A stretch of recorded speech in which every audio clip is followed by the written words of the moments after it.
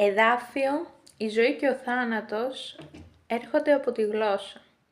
Μπορείς είτε να ενθαρρύνεις κάποιον και να τον βοηθήσεις και να τον σηκώσεις ψηλά, ή να τον ρίξεις στα πατώματα και να μιλήσεις θάνατο στη ζωή του.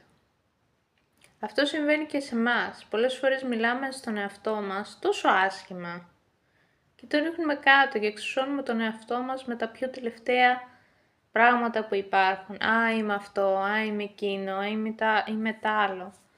Είμαι απελπισμένη, είμαι το ένα, είμαι τ' άλλο.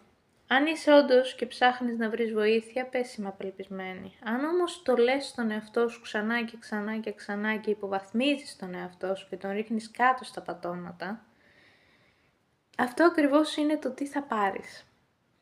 Αν όμως ανεβάσεις τον εαυτό σου και μιλήσεις το λόγο του Θεού στον εαυτό σου, είσαι επίλεκτος και